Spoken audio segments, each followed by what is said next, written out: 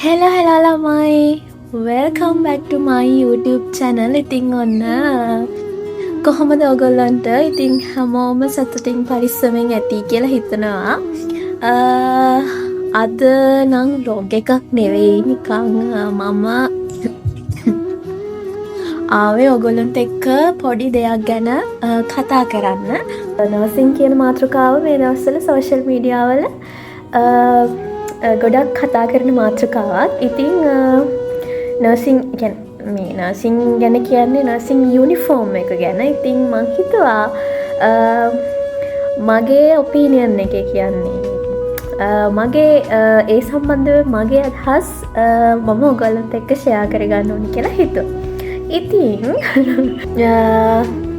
ඇත්තටම ඔය කතාව ළමයි ඇදිලා ආවේ මේ මුස්ලිම් අයට නර්සින් යුනිෆෝම් එකට ඒගොල්ලෝ ඔළුවට දාන ස්කාෆ් එක වගේ එක ඒගොල්ලන්ට දාන්න හිජාබ් එකනේ හිජාබ් එක දාන්න දෙනවා කියලා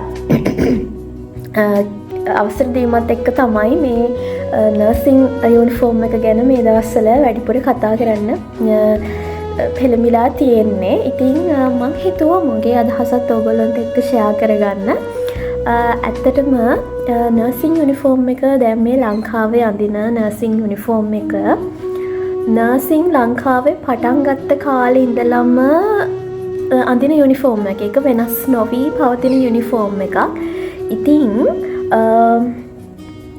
ඇත්තටම දැන් පිරිමි පාර්ශ්වය කියන්නේ මේල් නර්සස් ලගේ යුනිෆෝම් එක ගත්තත් ඒගොල්ලන්ට තියෙන සුදු දිග කලිසමකුයි සුදු අත මෙතෙන්න නම ෂර්ට් එකයි ඒකට උඩින් සුදු පාට කෝට් එකක් තියෙනවා. ඉතින්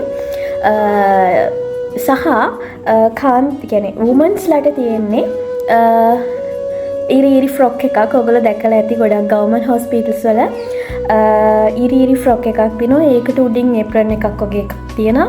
ඊට පස්සේ ඉනෙන් බෙල්ට් එකක් බඳින්න තියෙනවා. සහ මේ කොලර් එකක් තියෙනවා. ඉතින් මේ ඒ කොලර් එක වෙනම තියෙන. ඒ කියන්නේ ගොඩක් අය හිතන්නේ මේක එක ඇඳුමක් කියලා. ඇත්තටම නැහැ. මේක ඇඳුම් කැලි දෙක තුනක්ම තියෙනවා. ඒ කොලර් එක ළමයි දාන්න හරිය කියන්නේ මට නම් අර යුනිෆෝම් එක ඇඳපු ඒ මුල් දවස්වල එපා වුණා. ඇත්තටම ඒ කියන්නේ මම මට හිතුණා අයියෝ මොකද්ද මේක කියලා. ඒ කියන්නේ අඳින්නත් අමාරුයි. හැබැයි දැන් නම් එහෙම මේ ලොකෝලා නර පුරුදු වෙලා නිසා. හැබැයි මම පර්සනලි ඒ යුනිෆෝම් එකට කැමති කෙනෙක් නෙවෙයි. මොකද ඒක ඇඳගෙන ඇත්තටම ඒක ඇඳගෙන ඉන්න මිනිස්සෙක්ම තමයි දන්නේ ඒක අඳන් ඉන්නේ කොච්චර අමාරුද කියලා. ඒ කියන්නේ වටේ ඉන්න මිනිස්සු මොන කතන්දරේ කිව්වත් ඒක ඇඳගෙන ඉන්න මිනිස්සු විතරයි දන්නේ ඒකේ තියෙන වේදනාව. හරිද? ඒක කොච්චර අමාරුද ඇඳන් ඉන්න කොච්චර අපහසු වෙනුමත්ද කියන එක ඇඳලම තමයි බලන්න ඕනේ යුනිෆෝම් එක. ඉතින් අනිත් එක ලංකාව වගේ රටකට ඒක ගැලපෙන්නේ නැහැ. මොකද ගොඩාක් ඉර පායන රටක් ලංකාව කියලා කියන්නේ. ඉතින් මේ වගේ රටකට එහෙම යුනිෆෝම් එකක් ඇඳගෙන මිනිස්සෙක් කොහොමද වැඩ කරන්නේ? අනිත් එක තමයි මම මගේ පෞද්ගලික කියන්නේ මගේ පර්සනලි මට වෙච්ච අත්දැකීමක් තමයි මේ අපේ දැන් අත ගොඩක් හිරයි යුනිෆෝම් එකේ. මේ සේලයින් බෝතල් එහෙම එල්ලනකොට මේ අපි අත උස්සන්න ඕනනේ. එතකොට මේ අත හිර හින්දා මට සේලයින් බෝතලෙවත් උස්ස ගන්න බෑ. ඇත්තටම උස්ස ගන්න බෑ කියන්නේ හිර වෙනවා. මෙහෙන් හිර වෙනවා. ඒක මාර අන්කම්ෆර්ටබල්. ඉතින් සෑහෙන අපහසුතාවයකට පත් වෙනවා. අනිත් එක ඒක ඇඳගෙන වැඩක් කරන්න ඇත්තටම බෑ ඒ ගවුම ඇඳගෙන. ඉතින් ගොඩක් වෙලාවට මම දැකලා තියෙනවා මේ ඔය හදිසි ලෙඩක් එහෙම ගෙනපුවාම මිස්ලා CPR එහෙම දෙන්න යනවා. CPR දෙන්න යනකොටත් ඒගොල්ලෝ පුදුම අපහසුතාවයකට පත් වෙනවා මේ ඇඳුම නිසා. ඉතින් ඔය වගේ ගොඩක් දේවල් තියෙනවා. පෞද්ගලිකව මම නම් ඒ යුනිෆෝම් එකට කැමති නැහැ. මම කැමති ඒක වෙනස් වෙනවා නම් ඇත්තටම. මොකද අපි හැමෝම කැමති පහසු වෙනුමක් ඇඳගෙන පහසුවෙන් වැඩ කරන්න. ඒ කියන්නේ පහසු වෙනුමක් ඇඳගෙන වැඩ කරන්න තියෙනවා නම් ඊට ඉතින් එහාට දෙයක් නැහැනේ ළමයිනේ. ඉතින් එහාට දෙයක් නැහැ. මම දන්නේ නැහැ ඇයි ලංකාවේ නර්සින් වලට මෙහෙම වෙලා තියෙන්නේ කියලා.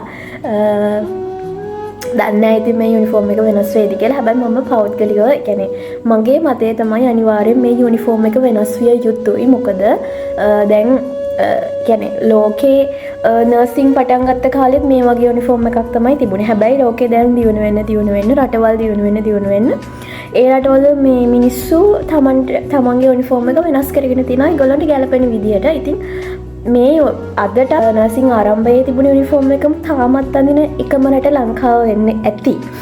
ලංකාව විතරක් වෙන්නේ නැති. මොකද අනිත් රටවල්ක බලනකොට මේ මිනිස්සු සෑහෙන ඉස්සරහට ගිහිල්ලා ඉන්නවා. ඉතින් ඇත්තටම හරිම කනගාටුයි. කනගාටුදායක සත්‍යයක් නර්සිං වලට උදා වෙලා තියෙන්නේ. ඉතින් පෞද්ගලිකව මම කැමතියි මේ යුනිෆෝර්ම් එක වෙනස් වෙනවා නම්. ගොඩක් අය මම දන්නවා මේකට කැමති වෙන එකක් නැහැ. මොකද සමහර අය කියනවා මේක තමයි තියෙන ලස්සනම යුනිෆෝර්ම් එක. මම නම් දන්නේ මට නම් එහෙම කිසිම ලස්සනක් මේක පේන්න ඒක ඇඳන් ඉන්නත් හරිම අමාරුයි. ඇත්තම කතාව එක ඇඳන් ඉන්න අමාරුයි. මම මේ බනිනවා කියන්නේ හතර දාලා කතා කරනව නෙවෙයි. ඒ කියන්නේ මේ ඔයගොල්ලන් දෙක්ම මේ ඇත්ත කතා කරන්න ළමයි. ඔයගොල්ලෝ යනන් ගන්න එපා ළමයි. මට පොඩක් සනීප නෑ. ඉතින් ඒකයි ඉතින් මට අනිවාර්යයෙන්ම ඔයගොල්ලොන්ගේ ඔපිනියන් එකක් දැනගන්න ඕනේ. ඔයගොල්ලෝ මොකද හිතන්නේ මේක ගැන? ඔයගොල්ලෝ හිතනවාද මේක වෙනස් වෙන්න ඕනේද? මේක වෙනස් වෙන්න ඕනේ නැද්ද? ඔයගොල්ලෝ මොකද හිතන්නේ මේක ගැන? ඉතින් ඔයගොල්ලෝගේ කමෙන්ට් එකත් පල්ලෙහායින් දාගෙන යන්න.